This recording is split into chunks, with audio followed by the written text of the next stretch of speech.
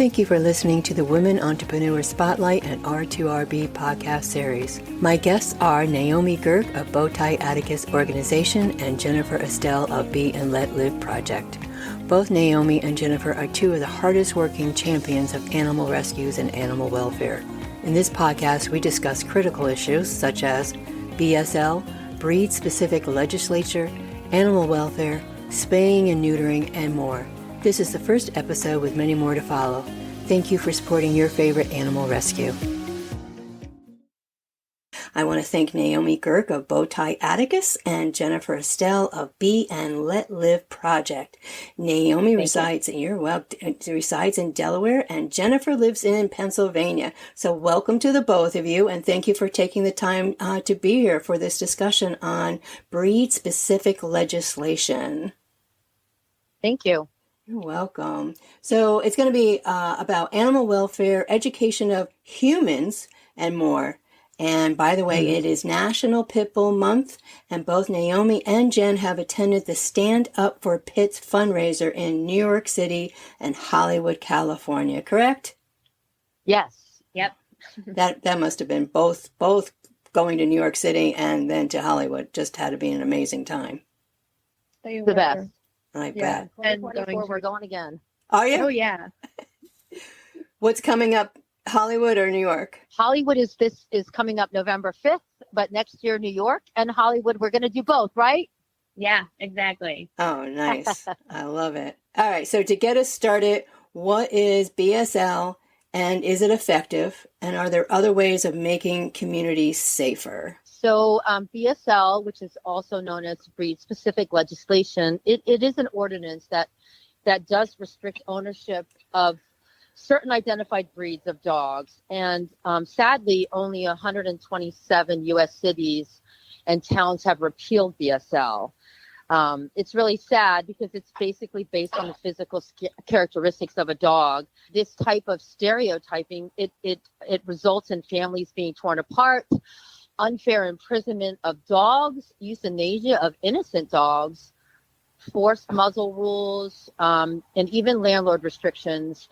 And, a lot of times people will say, why don't you just move? Well, it's not that easy, and it's really not. And so a lot of people are forced to live by these breed-specific laws. It's really something that is devastating to families and their dogs. And unfortunately, most of BSL does focus on the pit bull type dog.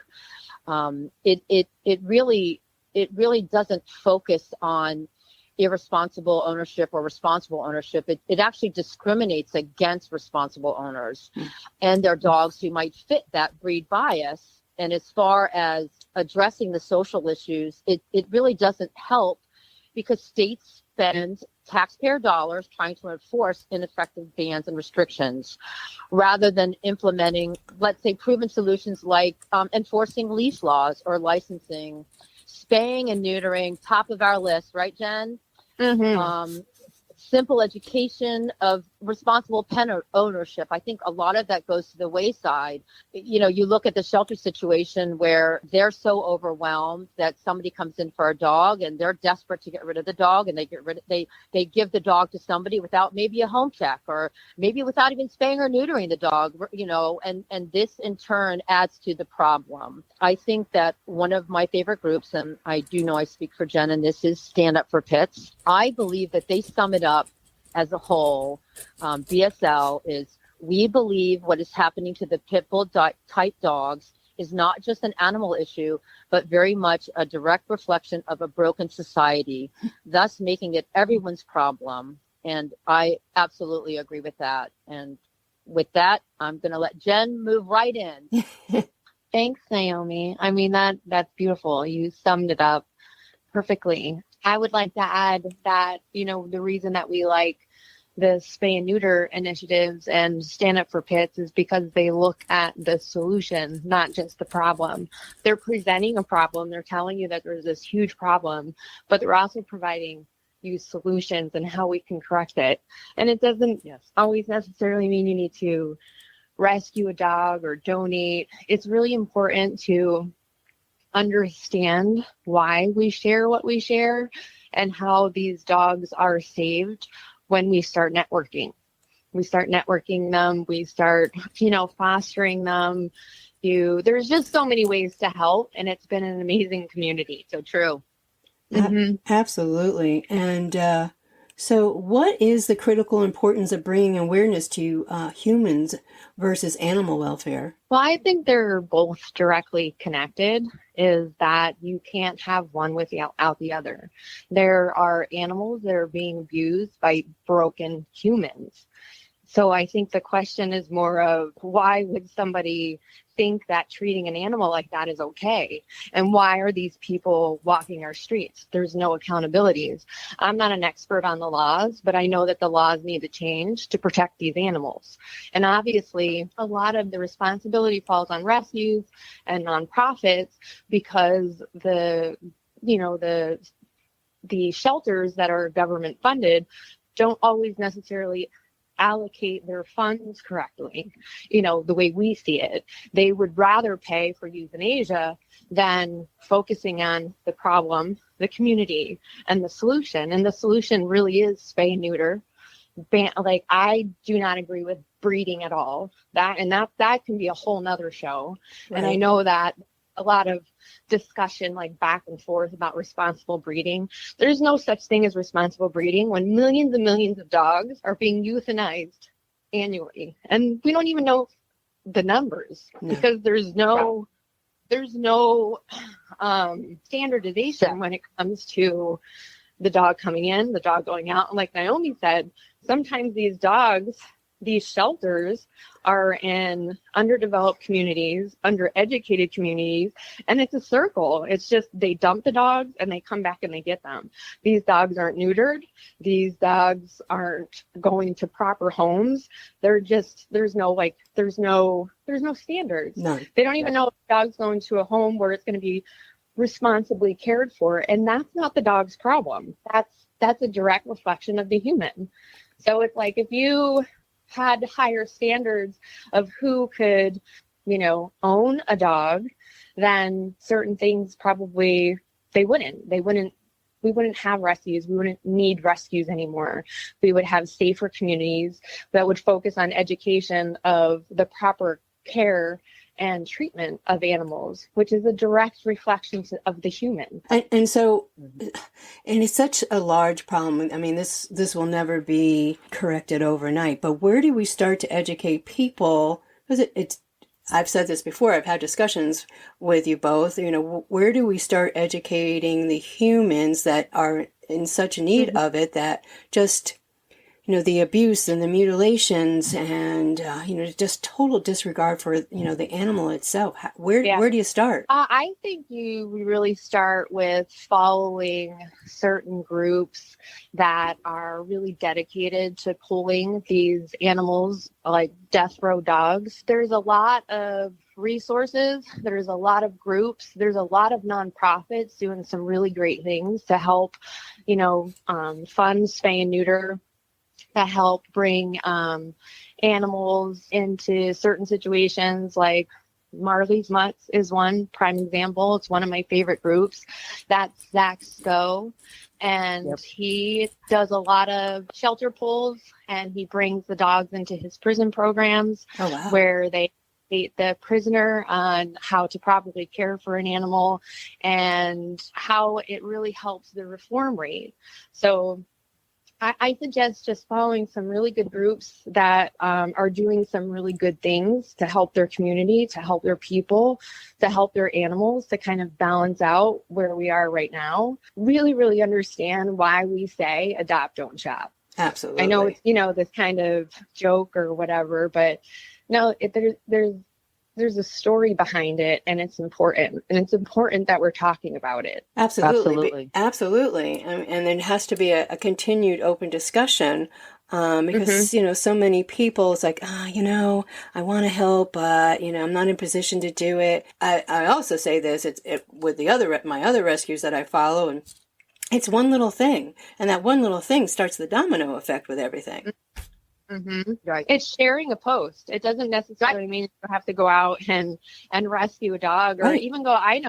I can't walk into a kill shelter and volunteer, but I share posts of the people that actually go in and do that, because that is mentally draining work. I would not be able to do that, but it's important that somebody does it, because somebody goes in and shows those dogs love and attention and gets them seen. Otherwise, they would never be seen, Right. and we wouldn't do conversation because nobody would understand what's going on. No, That is and, correct. and it is important and maybe sometimes that's where you start your education. It's like, this is the end result. Mm-hmm. And Exactly. There's Well, and I think if you put it into real numbers, I don't think that people actually understand that to be a no-kill shelter, your save rate has to be 90%. Okay, so that's 90%. That's a high number. Mm-hmm.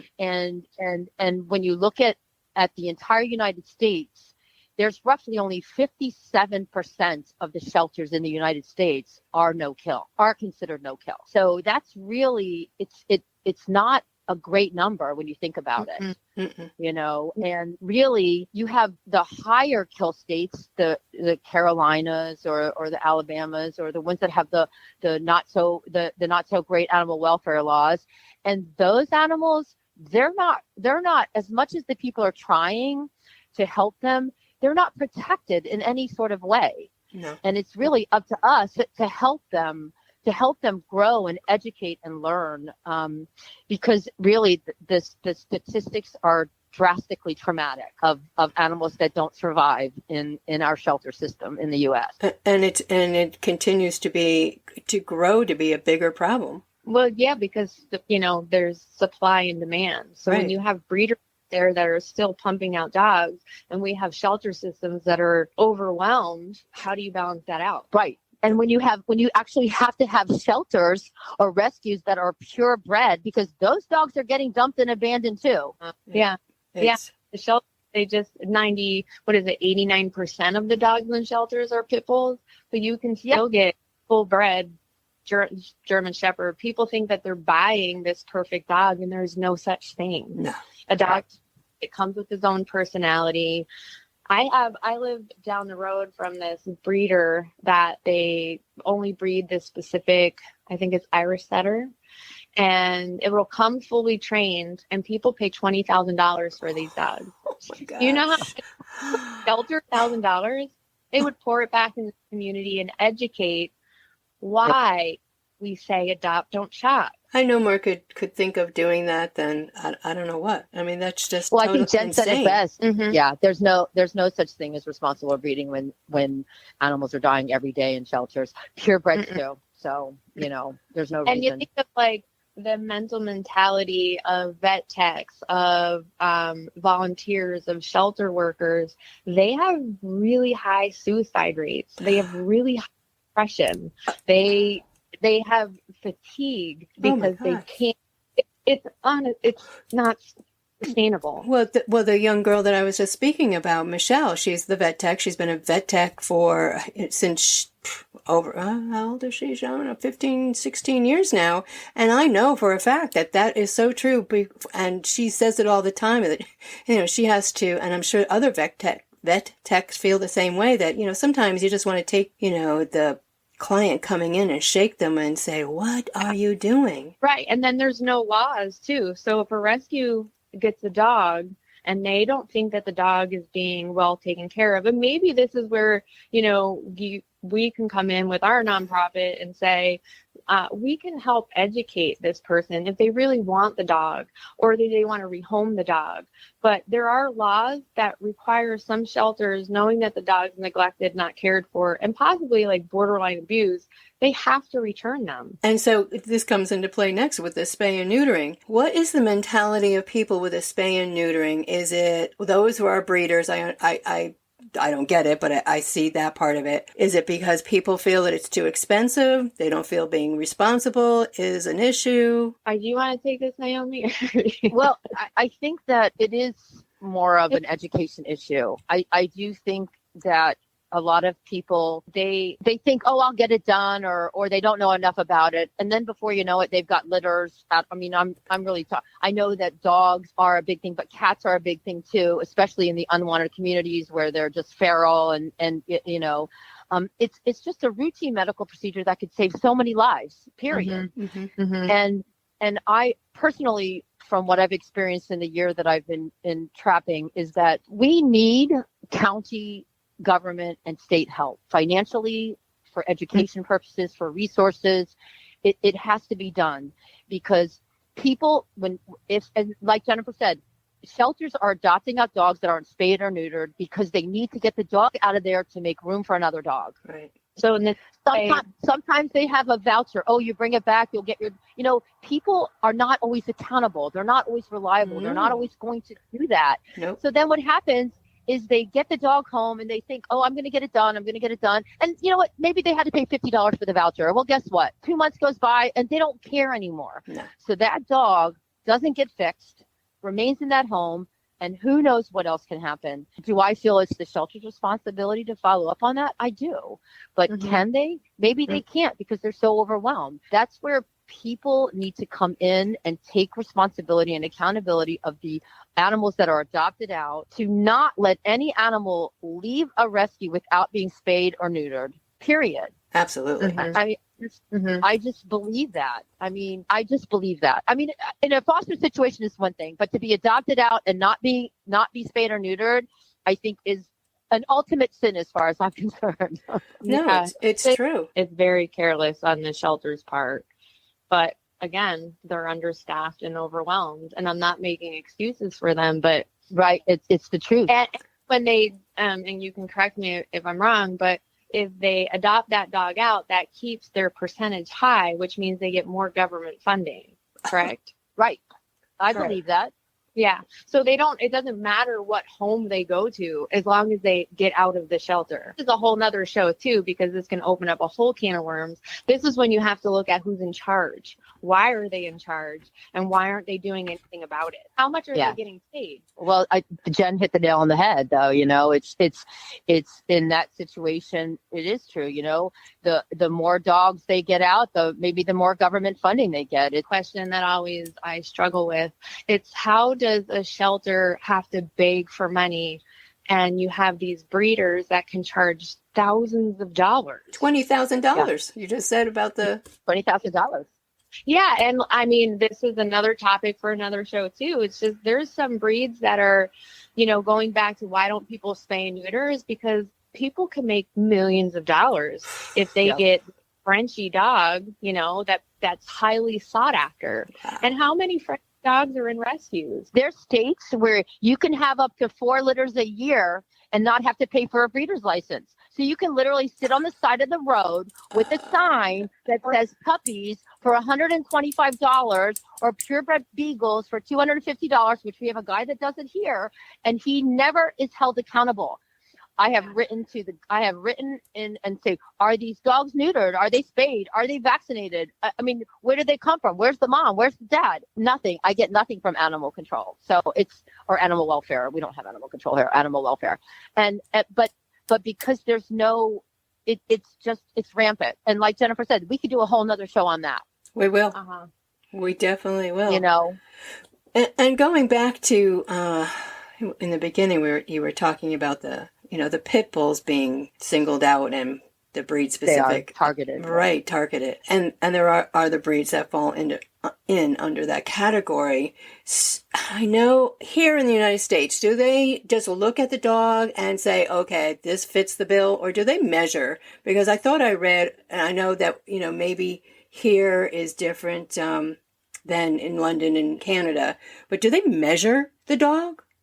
Do they take? I think it's European countries, they measure the dog, looking at their characteristics and then putting them under a label and then saying that they're a dangerous breed. So they take a look at the dog's head size and chest size instead of his personality and adopting him into the right home. So is it animal welfare that's making that call?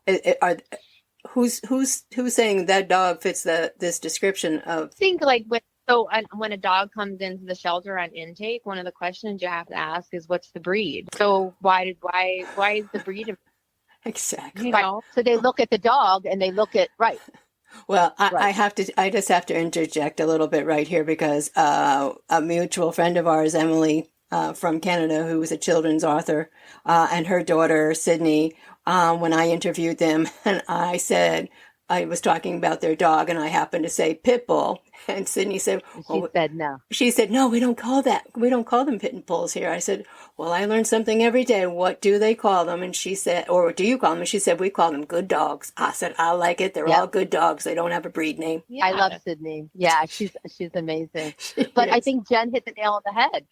If Atticus was in a shelter, because my dog is Lab Staffy, a Boston Terrier, in a breed specific legislative state, he would be, if they wanted to adopt him out, they would Right. just put lab mix. That's Right. it. But So they're not doing a blood but if they test. did his They're not right, even- but if they did his DNA, they would see that he has American Staffordshire Terrier. So therefore, he could literally fall under breed specific legislation. It's just mind-boggling because as you all both have mentioned personalities, and that comes into play. I mean, at one time, and maybe still, the pit bull, unfortunately, the humans, the adults that are irresponsible, and then we're breeding them for fighting, then they've got such a bad reputation back when in the 80s. And then I had a pit bull. It was the best dog ever. It was a good dog. Yeah. I mean, my two older girls, they would take a hold of him and walk. He was their walker. And so, yeah, it's just mind-boggling sometimes what people will come up with. And I understand, and I know you both do also, that yes, there are dogs that, for whatever reason, just like with humans, we all snap sometimes, right? Yeah, a lot of these dogs that come from the shelter have not had the best interactions with humans. And again, it falls on the nonprofits, the volunteers, to try and figure out the behavior of the dog and what the dog needs, because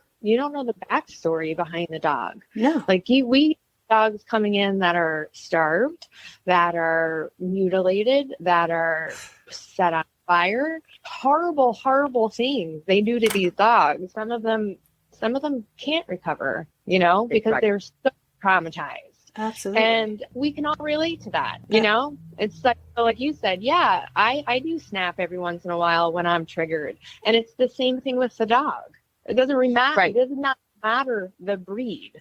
No. Right. No. Naomi said earlier too, it comes down to responsible breeding. If you want to get a terrier, any kind of terrier, a Frenchie terrier, a bulldog terrier, a pit bull terrier, an American boxer terrier, terriers are very high strung. They have a high prey drive.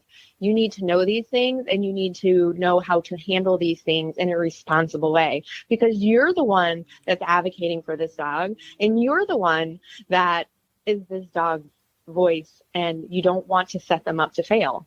Absolutely. I mean, when I Exactly. first adopted my first pit bull, he was labeled as a terrier mix.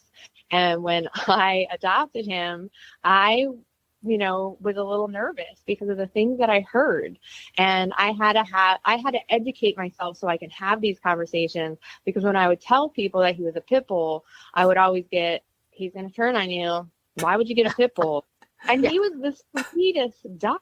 Right? The sweetest, Yeah. And he's labeled dangerous. It's just, I don't know. I mean, it's mind blowing. It's mind blowing. Well, it's ignorance. It is total ignorance. Absolutely. It's ignorance, Mhm. and it needs to be educated. It needs it's definitely an issue that, I mean, I did an event for an organization that is a pity rescue, and I can't tell you how many. I have a bow tie that says NBSL, and I can't tell you how many people ask me what is BSL, and I really thought to myself, God, I thought everybody that was in rescue knows what that is. Oh.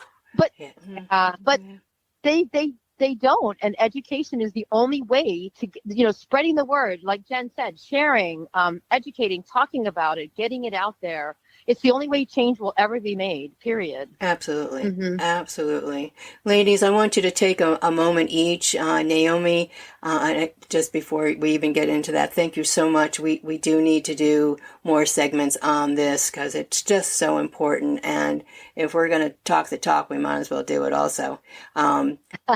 Right? Naomi, Yeah. Bowtie Atticus, tell us about that. So we are a small business, and we create bow ties, and we also do flowers. And what we do is we donate back for everything that we sell to rescues. I choose a rescue every month. I do have set months with specific rescues, like every October is Stand Up for Pits. Because it is Pitbull Awareness Month. We're going into our 9th year, and to date, we've been able to donate over $40,000 in product and cash to rescue. I just wanted to grow. I want to do as much as I can to help, period. That's why I think I'm here. Absolutely. And I love your bow ties, as you know. I'm going to get some for the chickens next. You know, you gave me the opportunity to make my first bow ties for horses. So thank you very much. Yeah. Oh my gosh, they all look so cute that day. And Jen, Be and Let Live Project. Yeah. So the Be and Let Live Project is my nonprofit. Naomi is actually the presidente. And we're some things together that we will sharing as soon as we kind of, get it all together and figure out exactly how we're going to do it. But the mission is to help bridge the gap between animal welfare and human welfare. And how we do that is, holistically. It's helping people heal. It's being connected to your community, getting doing everything good, putting all this good energy out there with this right intention, and recognizing that it starts at the human level. Absolutely. The human level. Ladies, again, thank you so much. I am looking forward to continuing this conversation. Don't go anywhere. Thank you for listening to the Woman Entrepreneur Spotlight and R2RB podcast series. For more information about being a guest on the Woman Entrepreneur Spotlight and R2RB podcast series, email me, Deb LaMotta, at info@r2rb.com. You can find R2RB on Facebook and Instagram at R2R Broadcasting.